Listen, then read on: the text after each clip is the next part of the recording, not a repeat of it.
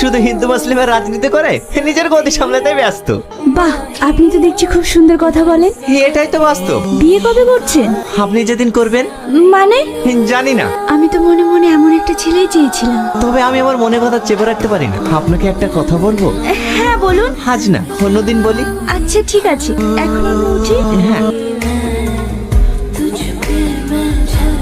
তোর মা বলছিল তুই নাকি সালমাকে বিয়ে করতে অস্বীকার করেছিস। আব্বা, আমি সালমাকে বিয়ে করতে পারবো না। আমি অন্য একজনকে ভালোবাসি। আমার মুখের উপরে কথা বলা তোর সাহস হয় কি করে? এই ফ্যামিলিতে আমি যেটা বলবো সেটাই হবে। আমি সালমাকে বিয়ে করতে পারবো না, ব্যাস। আমি অন্য একজনকে ভালোবাসি, তাকে বিয়ে করবো।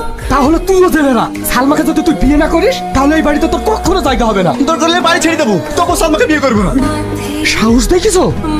ভাবি, তোমরা সবাই ঘুমিয়ে গিয়েছো? কি হয়েছে? ভাবি, সারাদিন আমি কিচ্ছু খাইনি। চারটে খাওয়া দাও না, আমি খাই। আমার কোনো খাবার নাই, যা আসলে তোর ভাই খেয়ে নিছে।